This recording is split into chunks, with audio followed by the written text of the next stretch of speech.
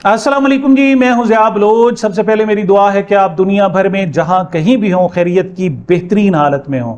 सामिन, इमरान खान की साबका अहलिया मोहतरमा जमाइमा गोल्ड स्मिथ एक मरतबा फिर खुलकर मैदान में आ गई हैं और इस मरतबा उन्होंने, जिसे कहते हैं ना, तमाम कश्तियां जला दी हैं, तमाम मसलहतों को उन्होंने बालाए ताक रखा है और फैसला कुन कार्ड खेल दिया है। इसमें उन्होंने पाकिस्तान की इंतहाई ताकतवर तरीन शख्सियत को भी डायरेक्ट निशाना बनाया है। उन्होंने जनाब किसी मजमून अखबार में मजमून तो नहीं लिखा, लेकिन जो ट्वीट किया है वो भी किसी मजमून से कम नहीं है, बड़ा तवील है और उसमें तमाम पहलुओं का उन्होंने अहाता किया है। अच्छा, जमाइमा गोल्ड स्मिथ जो है इमरान खान की साहब ज़ाहिर है करीब तरीन दोस्त रही हैं, उनके बच्चों की माँ है, उनकी अहलिया रही हैं, कई साल उनके साथ उन्होंने गुजारी और जवानी के वक्त से वो उनको जानती हैं। वो इमरान खान का मिजाज और उनके अंदर जो सोचने का अंदाज है वो उसको बेहतर अंदाज में समझती हैं। तो जमाइमा के इस ताज़ा तरीन ट्वीट से भी अंदाजा होता है कि इमरान खान सरेंडर करने नहीं जा रहा, वो जंग जीतना चाहता है, लेकिन वो मुखालिफ को हरा कर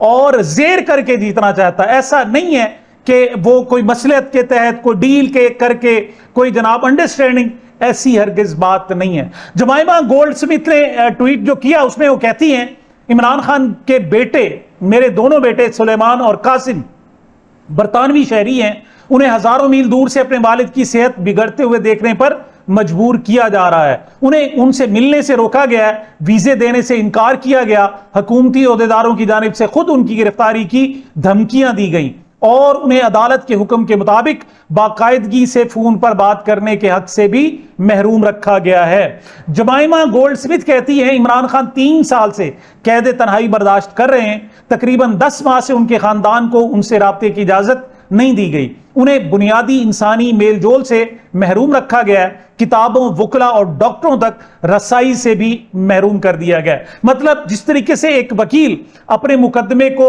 उठाता है और उसकी दीवार तामीर करता है, बिल्कुल इसी तरीके से जमाइमा ने अपने मुकदमा पूरी दुनिया के सामने पेश किया है। साहब ज़रा खास तौर पर ये उनका जो मुखातिब है वो बरतानवी हुकूमत है।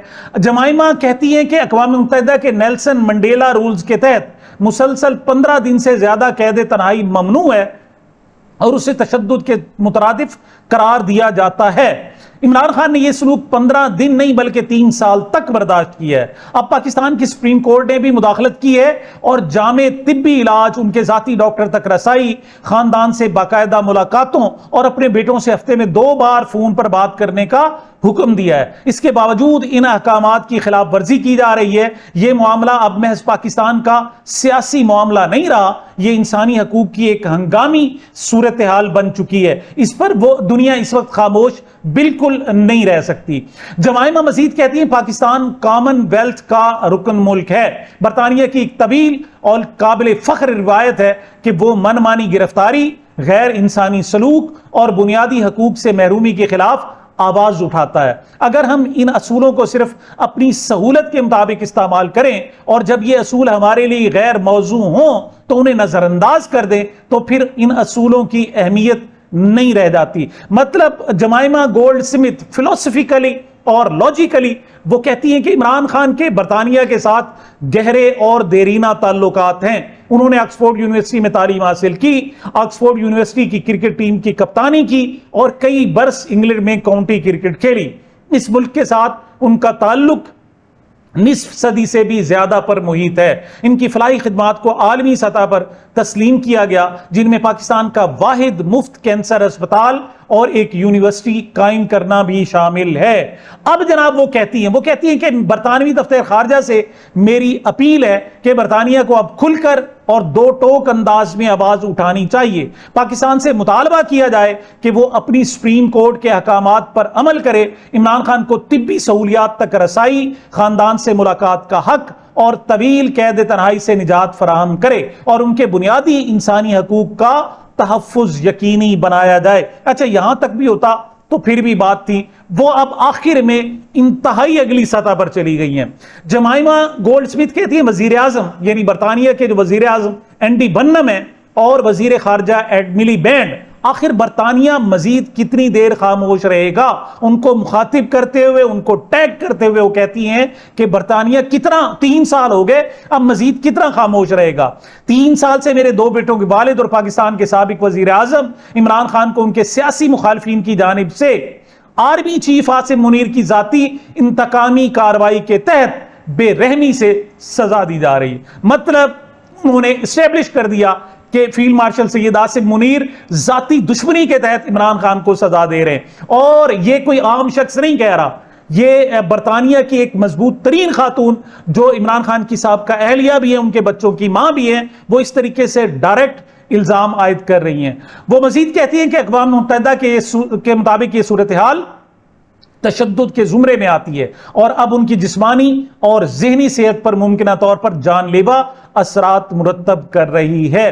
تو میرے خیال میں جمائمہ گولڈ سمتھ نے یہاں پر فیصلہ کن جو کارڈ ہوتا ہے وہ استعمال کر دیا ہے، اور یہ صرف نہیں ہے کہ ٹویٹ کر دیا اور وہ خاموش رہیں گی، نہیں، بلکہ اب عالمی سطح پر عمران خان کی اس قید تنہائی، اس ظلم کو، اس فاشزم کو اب پوری دنیا کے سامنے رکھا جا رہا ہے۔ پراوین سہنی کہتے ہیں سیاست نے عمران خان کو عزت نہیں دی، بلکہ عمران خان نے سیاست کو عزت دی ہے۔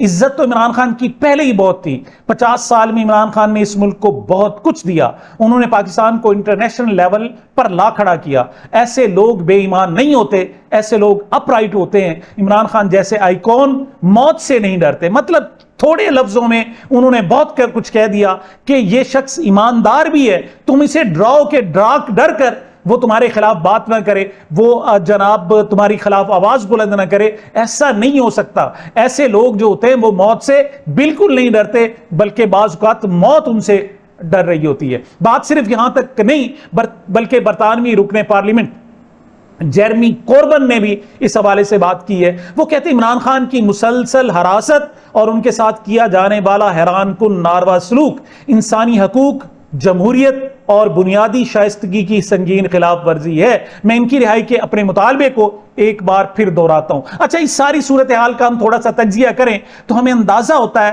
کہ تمام سمتوں سے جو پریشر بڑھایا جا سکتا تھا وہ اس حکومت پر اور اس رجیم پر بڑھایا جا رہا ہے۔ مثال کے طور پر آپ انٹرنل دیکھیں تو سیاسی جوڑ توڑ ہو رہا ہے، ایک متحدہ اپوزیشن قائم ہو چکی ہے، اس کی طرف سے اب پریشر۔ دوسرا، عوامی سطح پر دیکھیں تو باقاعدہ لانگ مارچ کا 27 ستمبر کو اعلان ہو چکا ہے اور اس کی بھرپور تیاریاں بھی جاری ہیں، اور اس کا ایک ٹریلر بھی کم از کم گورنمنٹ تو دیکھ چکی ہے کہ 20 اور 21 اگست کو جب ان کو شفا اسپتال لے جانے کے لیے کہا گیا تو کہیں سے کوئی کال نہیں تھی، لیکن رات کو 12 بجے بھی لوگوں کو پتا چلا تو وہ ہزاروں کی تعداد میں سڑکوں پر کھڑے ہو گئے اور جس راستے سے عمران خان نے گزرنا تھا اسے پھولوں سے بھر دیا۔ تو اس سے عمران خان کی محبت ظاہر ہوتی ہے۔ تو عوامی سطح پر پریشر بڑھ رہا ہے، سیاسی سطح پر پریشر بڑھ رہا ہے، عدالتی سطح پر بھی پریشر بڑھ رہا ہے۔ مطلب اب عدالتیں وہ پہلے والی نہیں رہی کہ وہ جو کچھ مرضی ان سے کروا لیا جائے وہ کرتی رہیں گی،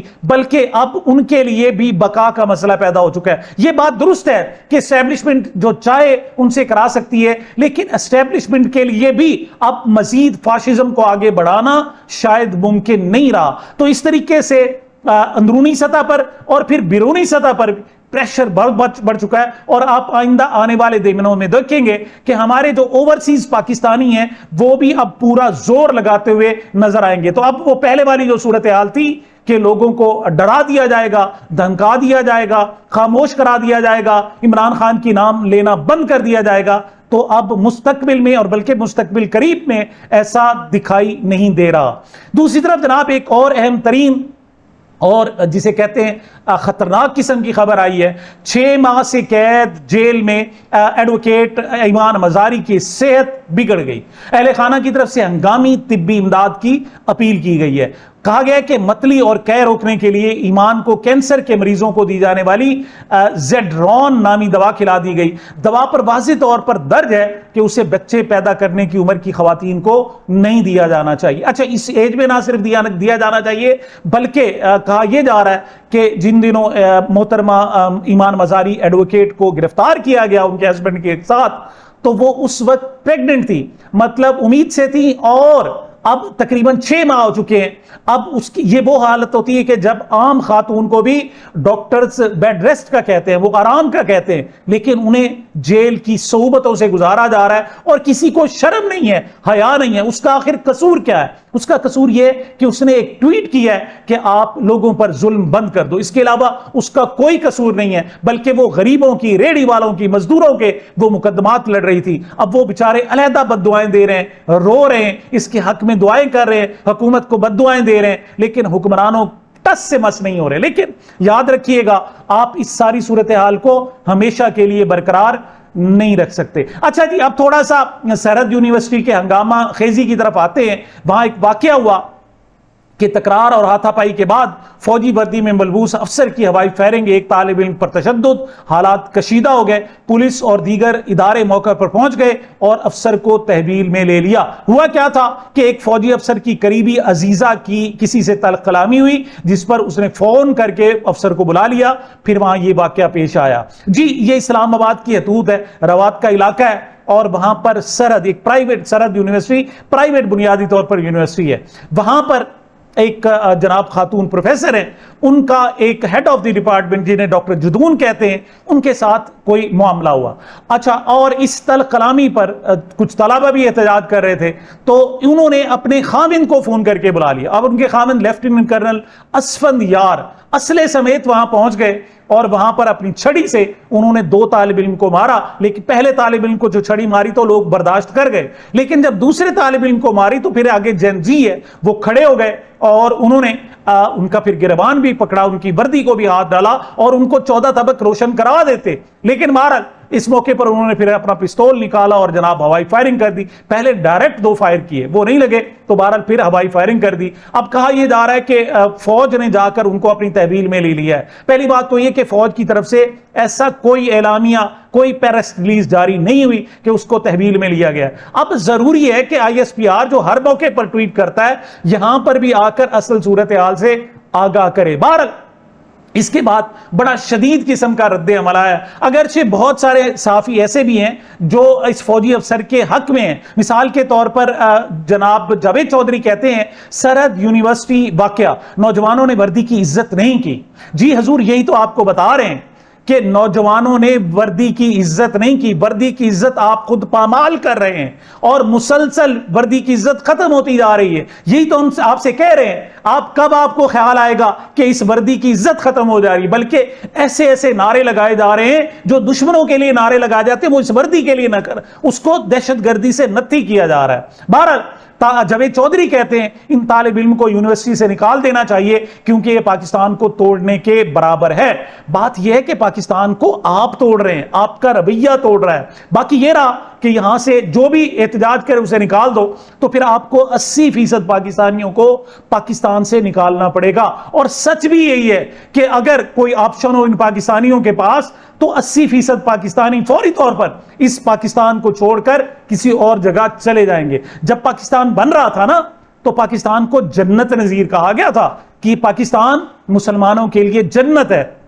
اور سچی بات یہ ہے کہ یہ آپ لوگوں کی حرکتوں نے اور ان خاص طور پر ان وردی والوں کی حرکتوں نے پاکستان کو جہنم بنا دیا ہے. اور اب آپ کہتے ہیں کہ یہاں سے, تو آپ یہاں پر پھریں سنجیاں ہوئیاں گلیاں تے پھر مجنو یار پھرے. بشارت راجہ کہتے ہیں کچھ بھاڑے کے ٹٹو سرحد یونیورسٹی میں فوجی افسر کی بدماشی کو معصوم بنا کر پیش کر رہے ہیں. ان کاسا لیسوں کے نزدیک فوجی افسر کی کوئی غلطی نہیں بلکہ ساری غلطی سویلین کی ہے. یہ وہ راتب خور ہیں جو بوٹ کے تسموں کے ساتھ لٹکے ہوئے ہیں. شرمناک یہ صورتحال ہے. اچھا, بات صرف یہاں تک نہیں ہے بلکہ غریدہ فاروقی کوئی اور رنگ دے رہی ہیں. وہ کہتے ہیں سرحد یونیورسٹی کا جو واقعہ ہوا ہے متعدد سوشل میڈیا ایکٹیوسٹ اور صحافی فوجی افسر کی حمایت میں سامنے آ گئے. فوجی افسر کی جانب سے فائرنگ کرنے کو سیلف ڈیفنس قرار دیا.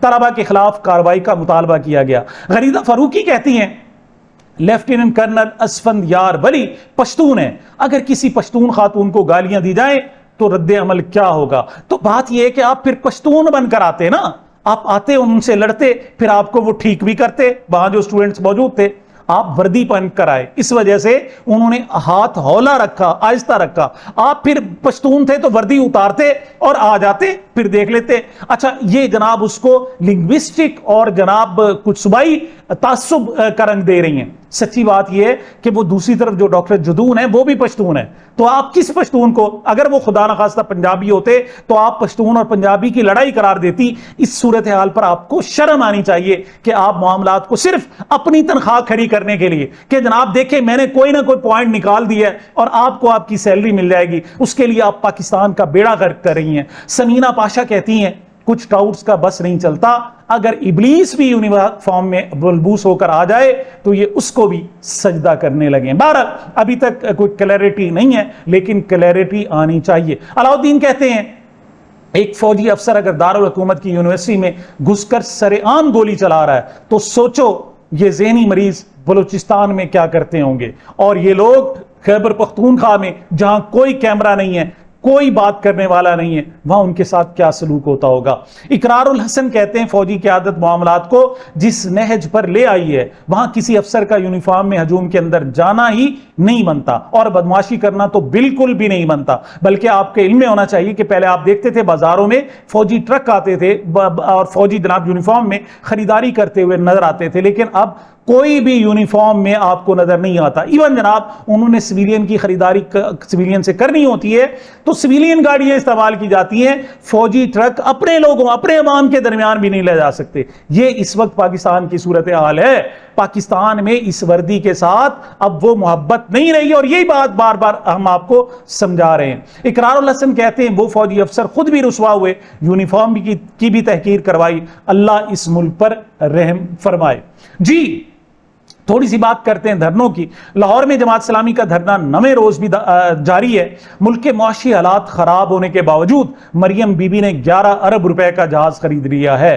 امیر جماعت اسلامی حافظ نعیم الرحمان کہتے ہیں کہ ایک طرف لوگ مر رہے ہیں, دوسری طرف 11 ارب روپے کا جہاز خریدا جا رہا ہے. حکومت پیٹرول کی قیمتوں پر کمپنیوں کو بے جا مارجن دے رہی ہے, عوام شدید پریشان ہے اور بیوروکریسی کی امرات میں اضافہ کیا جا رہا ہے. لیکن دوسری طرف حکومت نے اس ساری صورتحال کو قبول کرنے سے انکار کر دیا ہے. رانا ثناءاللہ کہتے ہیں جماعت اسلامی عوام کی نمائندگی ہی نہیں کرتی, بات ہی ختم ہو گئی. وہ کہتے ہیں جی عوام کو تائید ہی حاصل نہیں ہے. وہ کہتے ہیں جتنی مرضی دھرنے دیں عوام نے ان کے دھرنوں کو مسترد کر دیا. تو کیا جو آپ مسلسل جناب پیٹرول کی قیمتیں بڑھا رہے ہیں, بجلی کی قیمتیں بڑھا رہے ہیں, لیوی مسلسل بڑھائے جا رہے ہیں, تو آپ کو پسند کر رہے ہیں؟ یاد رکھنا یہ ڈنڈا, یہ وردی, یہ بندوق, یہ ڈنڈا یہ ہمیشہ نہیں رہنا.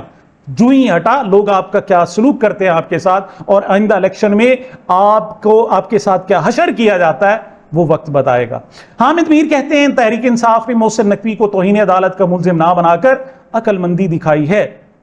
سلمان اکرم راجہ کے بیان کردہ قانونی نکتے اپنی جگہ, لیکن اچھی بات ہے کہ تحریک انصاف حکومت کی حماقتوں کا جواب مزید حماقتوں سے نہیں دینا چاہتی.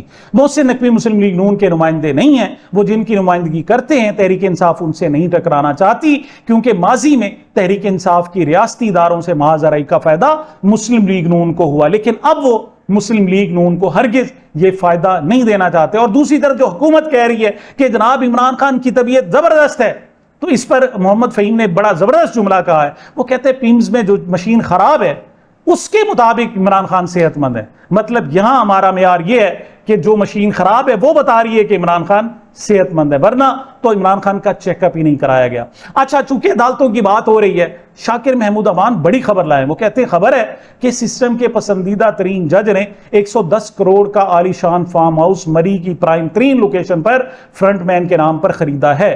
اس فارم ہاؤس میں کچھ دن انہوں نے قیام بھی کیا. اقبال کا شعر ہے, کوئی قابل ہو تو ہم شان کئی دیتے ہیں, ڈھونڈنے والوں کو دنیا بھی نہیں دیتے ہیں. مطلب یہ جج 110 کروڑ روپے کا, اب وہ کون سا جج ہو سکتا ہے آپ اس کا خود اندازہ لگا دیں. مولانا فضل الرحمان صاحب نے جناب پی ٹی آئی کے ساتھ ہاتھ ملا لیا ہے اور جو ایک متحدہ اپوزیشن تشکیل دی گئی ہے. ایک اس حوالے سے پہلا اجلاس بھی ہوا اور بڑے ایکسائٹڈ دکھائی دیے, خاص طور پر محمود خان اچکزئی اور دیگر.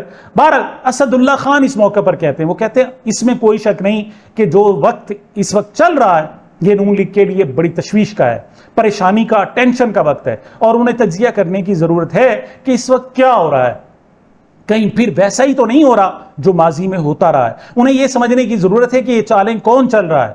انہیں یہ بھی سمجھنے کی ضرورت ہے کہ کہاں سے اور کیسے یہ سارا کچھ ہو رہا ہے. یہ جانچنے کی ضرورت ہے کہ محسن نقوی جو تحریک انصاف کے ساتھ رابطے میں رہتے ہیں وہ کیا کھچڑی پکا رہے ہیں. مطلب ڈائریکٹ انہوں نے الزام محسن نقوی پر دھر دیا. وہ کہتے ہیں کہ مسلم لیگ ان کو سمجھنا چاہیے کہ یہ ان کے فائدے کے لیے ہو رہا ہے یا نقصان کے لیے ہو رہا ہے. بہرحال دوسری طرف علی امین گنڈا پور بھی میدان میں آ گئے ہیں. وہ دیکھ رہے ہیں چونکہ ان کے سیاسی مخالف فضل الرحمان پی ٹی آئی کے ساتھ ہاتھ ملا رہے ہیں, تو ایک مرتبہ پھر انہوں نے کوشش کی ہے کہ یہ معاملہ گڑبڑ ہو جائے. ایک انٹرویو بھی دیا ہے, وہ کہتے ہیں مولانا نے اسمبلی کے اندر جوائنٹ اپوزیشن کی بات کی ہے, لیکن وہ یہ بات پہلے بھی کر چکے ہیں. مولانا وہی کام کر رہے ہیں جو انہوں نے ساری زندگی کیا ہے کہ بلیک میل کرو, اپنا کام نکلواؤ. 26ویں اور 27ویں ترمیم پر ہمارے ساتھ میٹنگز کی, بیانات دیے اور پھر جا کر اس کے حق میں ووٹ دے دیا.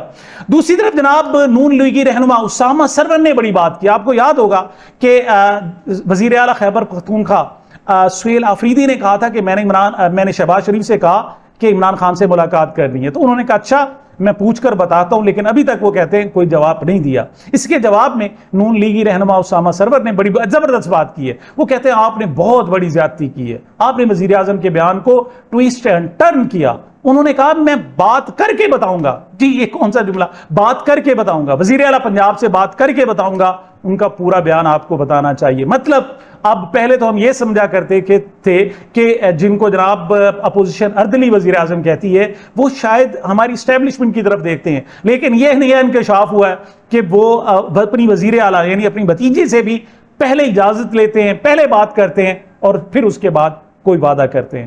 دوسری طرف جناب پشاور ہائی کورٹ نے بجلی بل میں تفصیل بتائے بغیر ٹیکس وصولی روک دی. درخواست گزار کے مطابق متعلقہ حکام نے انہیں بل کے بار کوڈ کو ڈی کوڈ کرنے کا کہا. بار کوڈ کو ڈی کوڈ کرنے پر پتہ چلا کہ بجلی بل میں ایکسٹرا ٹیکس ہے, فردر ٹیکس وصول کیے گئے, جبکہ اس سے پہلے کبھی بھی بجلی کے بل میں یہ ٹیکس وصول نہیں کیے جاتے. تو مطلب پشاور ہائی کورٹ نے اپنے لوگوں کو کم از کم یہ ریلیف دیا ہے کہ اب ان کو ان کی جیب پر ڈاکہ ڈالیں, لیکن کم از کم بتا کر ڈالیں کہ آپ کون سا ڈاکہ ڈالنے جا رہے ہیں. اب جب آپ انہیں بتائیں گے نہیں کہ آپ کون سا ٹیکس وصول کرتے ہیں تو ایسا ٹیکس وصول کرنے سے روک دیا. آخر میں ایپٹما اعجاز گوہر جناب ایپٹما کے چیئرمین منتخب ہو گئے, اور پھر انہوں نے ایک مرتبہ کہا ہے کہ فوج اور وزیر اعظم کو جو عزت مل رہی ہے پہلے کبھی کسی کو نہیں ملی. پاکستان کا قرض $10 ارب ایک سال میں ہم ادا کر سکتے ہیں. اس پر فواد چودھری کہتے ہیں ایپٹما والے کوئی 20-25 سال سے پاکستان کا قرضہ ادا کرنے کی پیشکش کر رہے ہیں. ہر آرمی چیف اور وزیر اعظم کے بارے میں ان کے خیالات بھی ایک جیسے ہوتے ہیں, یعنی ان سے بہتر نہ کوئی آیا نہ آئے گا, لیکن یہ سمجھ نہیں آ رہی کہ آخر قرضہ اتار کیوں نہیں رہے. تو فواد چودھری کہہ رہے ہیں جناب صرف باتیں نہ کرتے رہیں, بلکہ بہتر ہے کہ اب آپ وقت آ گیا ہے کہ قرضہ بھی اتار دیں. سامعین یہ میری اب تک کی گزارشات تھی. مجھے اپنے اس چینل کو اپنی محبتوں اور دعاؤں میں یاد رکھیے گا. ملتے ہیں چھوٹے سے وقفے کے بعد.